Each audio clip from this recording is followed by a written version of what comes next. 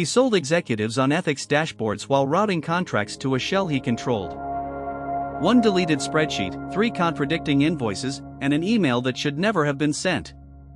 He thought he'd engineered the optics. Instead, the optics engineered his downfall. When the audit began, his strategy turned back on the strategist.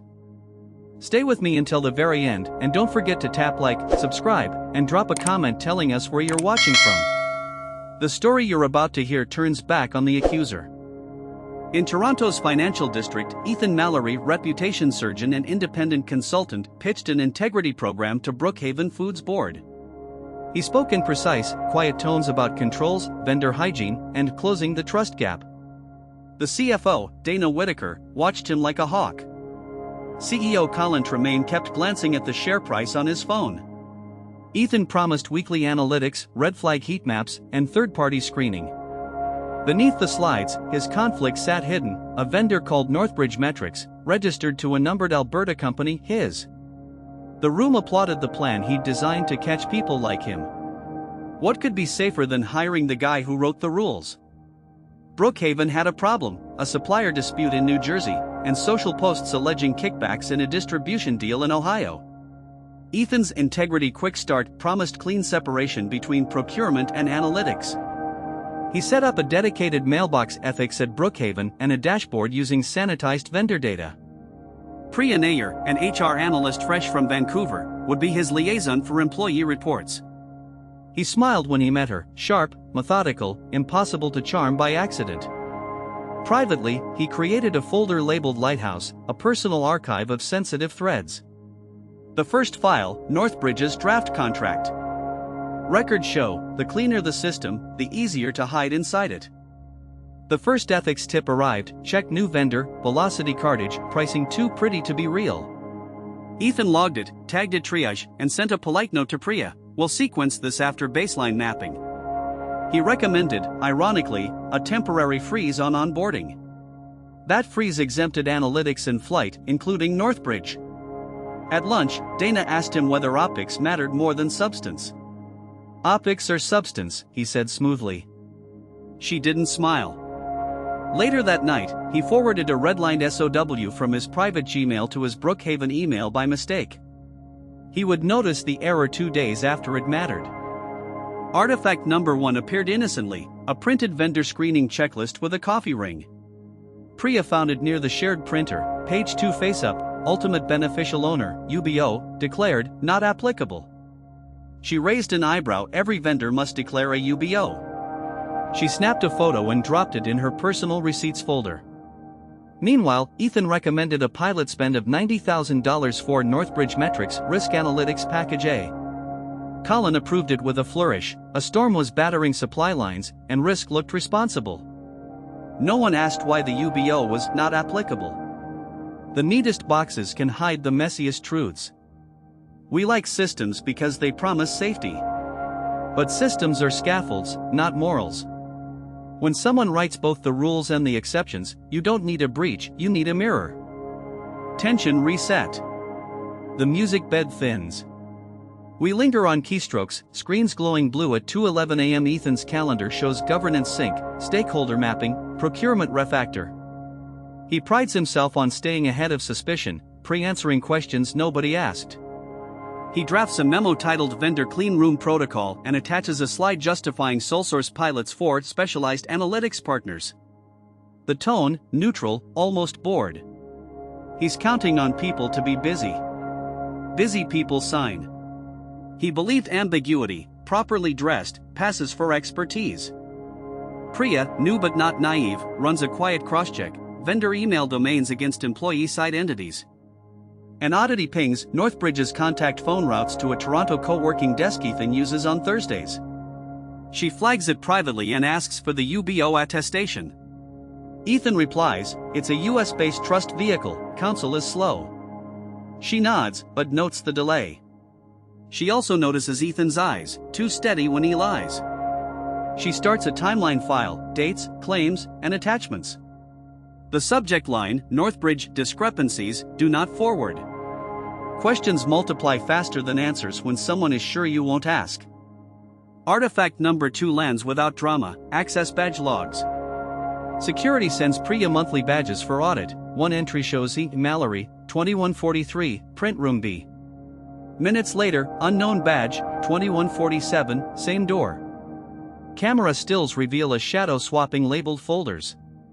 Priya doesn't jump to conclusions, she asks facilities why badge serials sometimes render unknown. Facilities shrugs, firmware glitch. She bookmarks the frames anyway.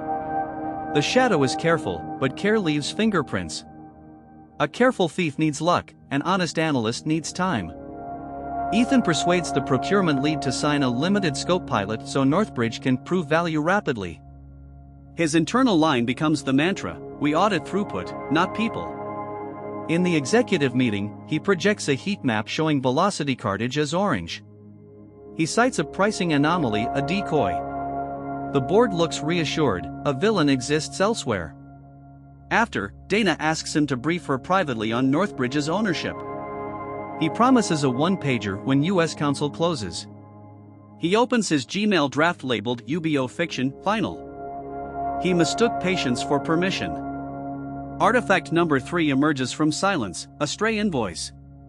AP routes a duplicate for approval, Northbridge Metrics, ACH to NBM Operating LLC, Delaware, memo line, confidential onboarding support. The amount is $29,700, oddly just under the threshold requiring a second signature. Priya notices the pattern, 29,700, 29,500, and 29,900, always just shy of scrutiny. She circles the trio on her notepad and writes, designed concealment? She breathes out slowly, then schedules a meeting with Dana. The pattern wasn't loud, it was precise. Fraud rarely shouts. It hums. The melody is thresholds, timing, and trust. If you can hear the hum, you can find the wire. Act 2 begins with snow on Bay Street and an email chain that won't die. Ethan's mistaken forward resurfaces when legal searches discovery terms for an unrelated dispute. An associate pings Dana, we found a Gmail corporate forward containing Northbridge edits, want it? Dana replies with one word, send. She reads Ethan's red lines approving sole source based on prior performance at. Redacted. Redacted by whom? The metadata says, author E. Mallory. She closes her office door and calls Priya. Sometimes the lock clicks after you're already inside. Tension reset. The ambience drops to near silence. Two screens glow, Dana's copy, Priya's timeline. They sit together, sharing notes without theatrics. Priya lays out the 3 artifacts, the UBO not applicable page, badge anomalies, threshold invoices. Dana doesn't accuse, she requests corroboration, vendor registry pulls, bank routing ownership, and a clean rerun of procurement queries outside Ethan's dashboards. Do not tip him, she says, voice flat. Priya nods, feeling both fear and the dignity of being trusted. Investigation is less chaste than choreography. Ethan senses a shift, fewer smiles, more questions asked by email, not in hallways. He responds with volume, more policy memos, more matrixed approvals, more jargon. He recommends consolidating analytics under a separate steering group that, conveniently, he chairs. He schedules a town hall, integrity at scale. He knows staff will recall the phrase, and he needs recall to outrun suspicion. Meanwhile, he scrubs his Lighthouse folder, moving sensitive items to an encrypted thumb drive in his briefcase. If you can't be right, be loud and early. Priya works nights. She requests Delaware corporate records, traces NBM Operating LLC through a registered agent to a trust listing a Calgary address, Ethan's old condo. She doesn't know this is the address, she just notes the Canadian link and asks legal to cross-reference travel claims. Expense reports show monthly Toronto to Calgary flights, coded as client development. She prints the page, writes Why Calgary, in red. The hum grows louder. Every cover story casts a shadow you can measure. Dana interviews procurement quietly. The lead admits Ethan suggested the sole source pilot because the toolset was niche. Dana asks for alternative vendors considered, the folder is empty. We trusted the external expert, the lead says. Trust, Dana thinks, is a budget line nobody prices. She asks AP to freeze all payments over $10,000 pending her countersignature. She also emails security, full camera pull for floors 14 to 16 from last Friday night. The reply, copy. Control isn't a slogan, it's a switch you can flip. In real companies, wrongdoing looks like work. Memos wear it. Calendars hold it. The trick isn't seeing the lie, it's seeing what the lie needed to survive. Ethan schedules dinner with Colin at a quiet Yorkville restaurant. He makes it seem accidental, happened to be nearby. Over wine, he narrates progress and mentions resistance from entrenched middle managers. He flatters, then warns, weak signals suggest procurement fraud at Velocity Cartage. We'll likely find collusion. Colin hates the word collusion, investors hate it more. Ethan proposes a press-friendly phrase, proactive integrity enhancement. Colin nods, relieved to have language. He doesn't notice Ethan pays cash. Language can launder fear. Priya receives the camera stills, a figure in a charcoal coat carrying 2 folders into print room B at 2143, the same figure leaving at 2152, 1 folder thinner. The timestamp matches Ethan's badge. She doesn't label it proof, she labels it pattern congruent. She drafts a memo, preliminary indicators of conflict, request to escalate. Before sending, she adds a line, no conclusions asserted, further authentication required. She hits send to Dana and legal. She feels the weight of choosing verbs. Good investigations are accused carefully and documented relentlessly. Tension reset. The soundtrack stops. Dana calls Ethan to a routine check-in. Her questions sound procedural, UBO status, invoice pattern rationale, alternate vendors. Ethan answers too smoothly, too quickly. When she asks for the trust documents, he says, they're under NDA with US counsel.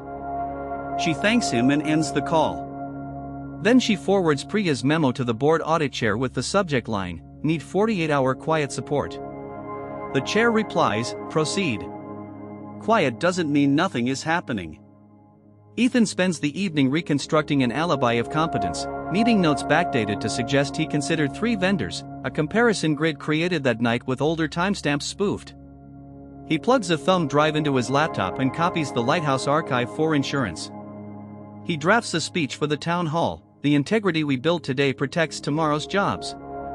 He writes it well, he's always written well. He rehearses sincerity until it feels like memory. Sincerity can be a practiced muscle.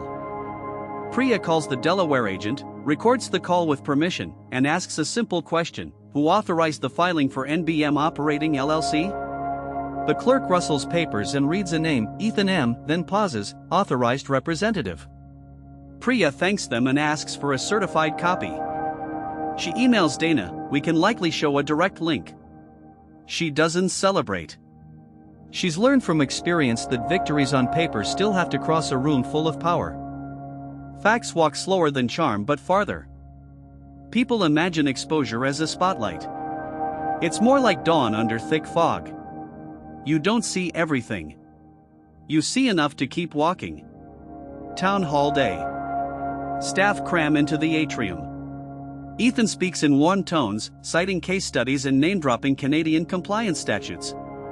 He highlights the velocity cartage risk, the ethics mailbox growth, the clean room protocol that keeps us honest. Applause. Priya stands at the edge, taking notes on what he asserts as fact, adding timestamps. Dana watches faces, not words. She sees relief. Relief is currency, Ethan just printed some. Crowds want stories that end with we're safe now.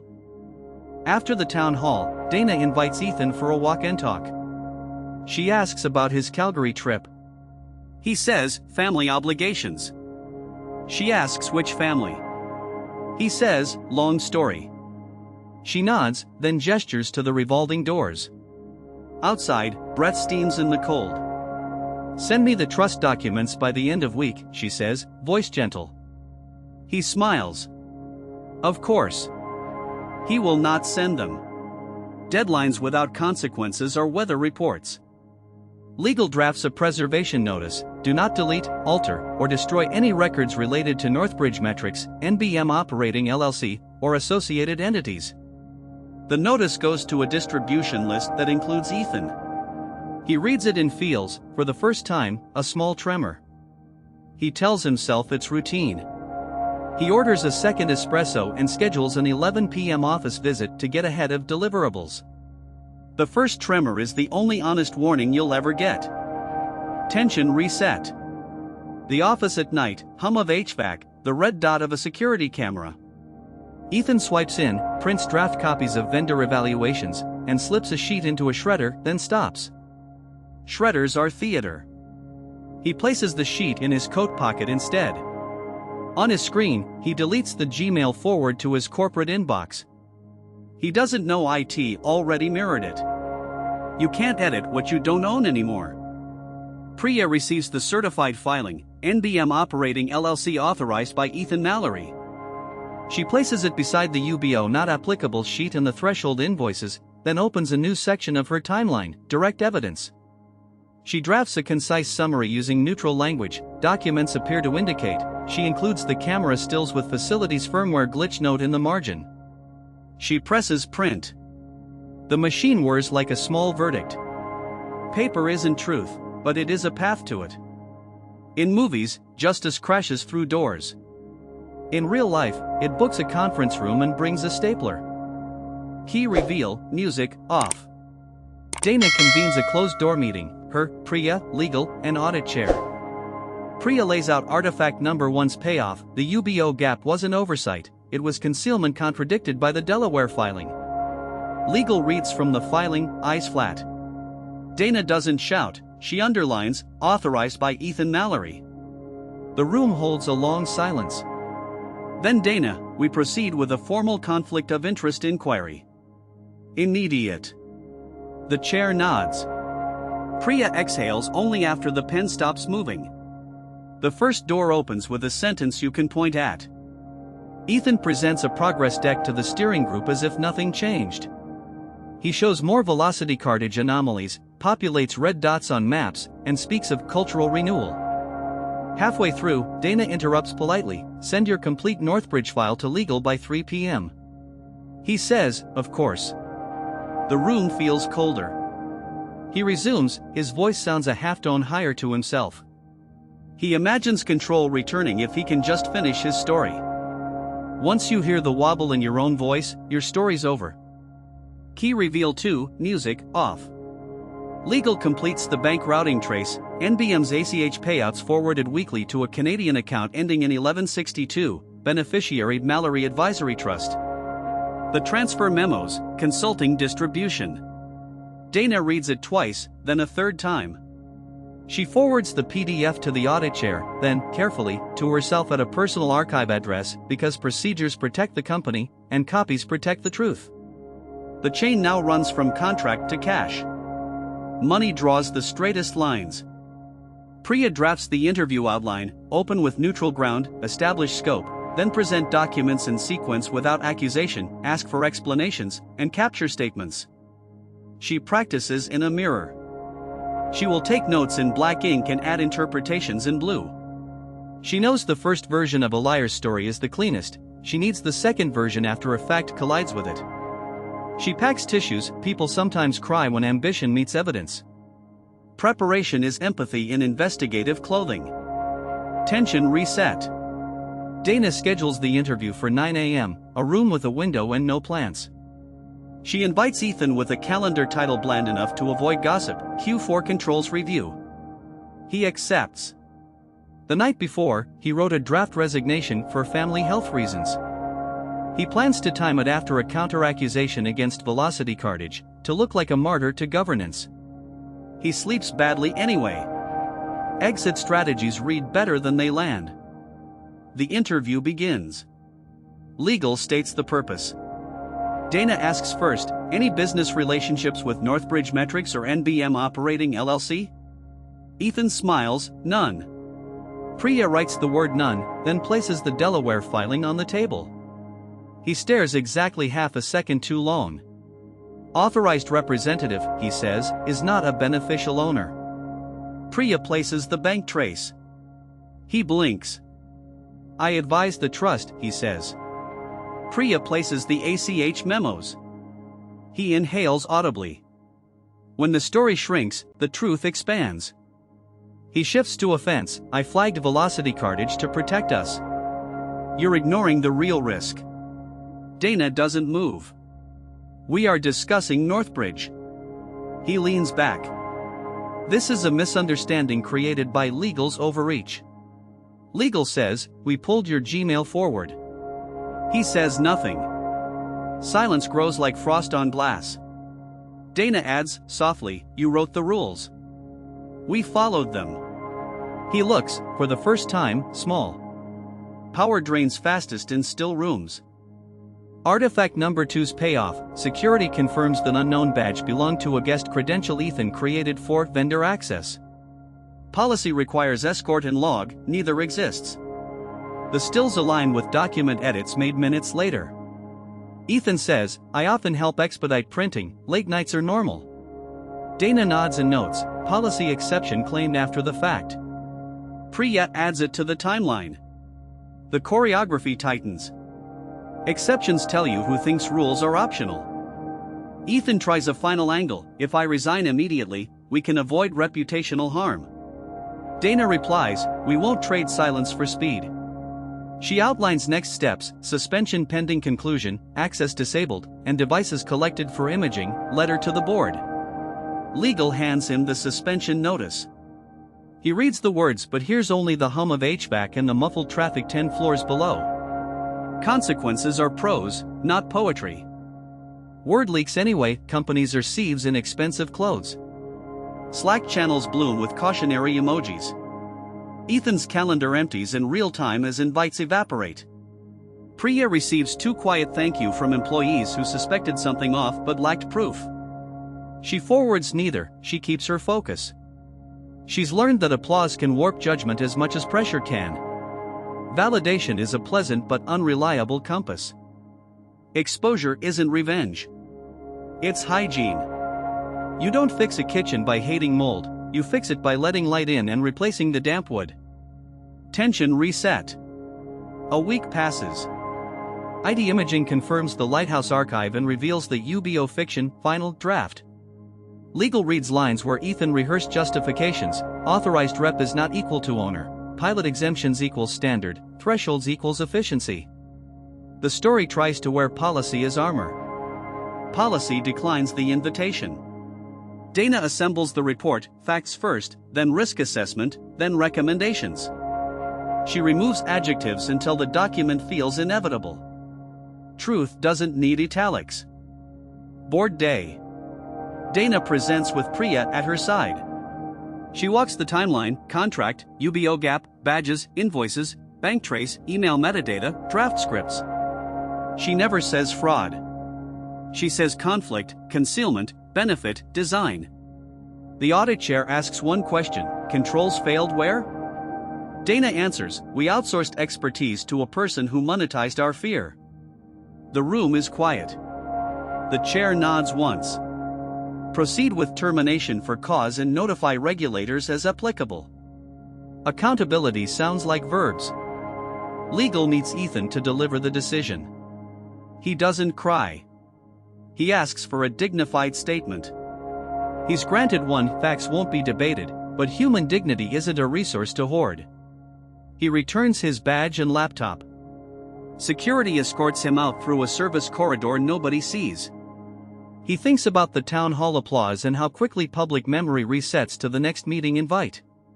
Exits happen in hallways, not on stages.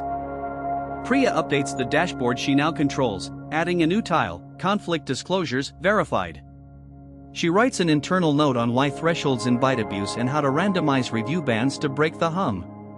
She recommends vendor rotation and dual attestation for UBOs with external validation. Dana approves the plan and allocates budget for independent data sources. Trust, Dana says, earns interest when you diversify it. Good systems learn like people should. Velocity cartage?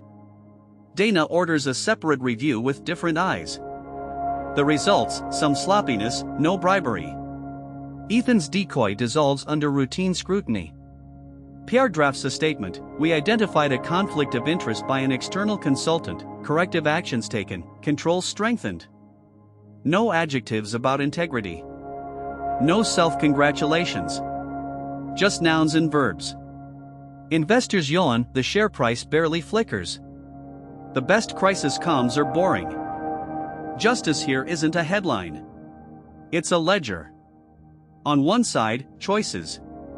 On the other hand, consequences. Balance it, close it, and move forward with better math. Act 4 opens with winter easing. Ethan sits in a small cafe in Calgary, drafting outreach to old clients. He flips his laptop camera cover closed, habit now. He searches his name, the results are mostly generic, but industry whispers travel faster than SEO. He gets one reply, not a fit at this time. He sips a coffee that tastes like regret and burnt sugar. Reputation is a mortgage with variable rates. Tension reset. Dana meets Priya for a walk by the Don River. No speeches. They talk about Priya's family in Burnaby and Dana's attempts at sourdough that always collapse at the center. Then Dana says, "Well done." Priya says, "Thank you for letting me do my job." It lands heavier than it sounds. They part without plans, sometimes respect is the plan. Quiet victories last longer than loud ones.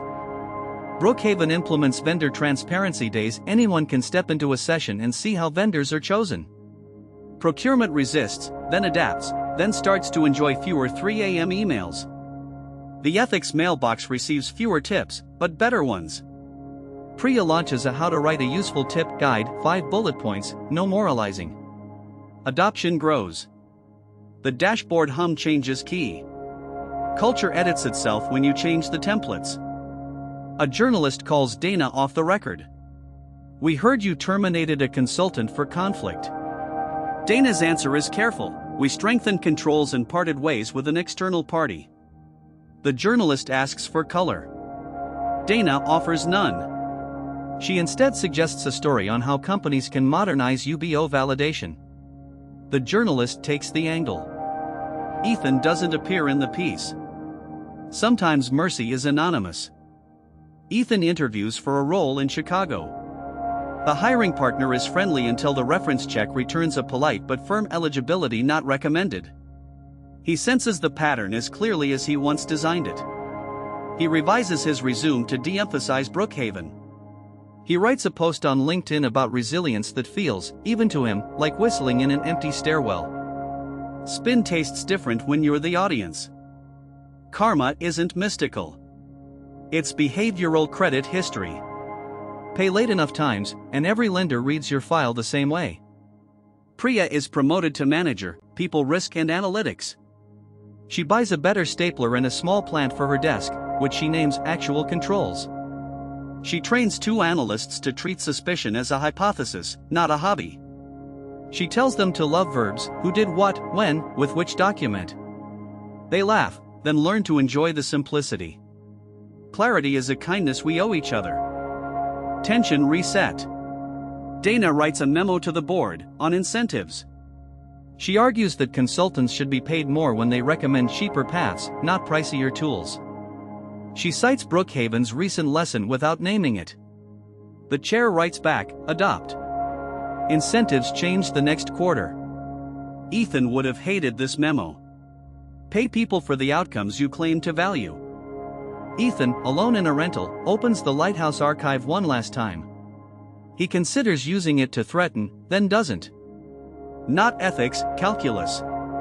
The archive is a grenade with his fingerprints. He deletes it and empties the recycle bin. The room makes no sound. Deletion is not forgiveness, only the absence of a second sin. Some endings are just ceilings you stop jumping to touch.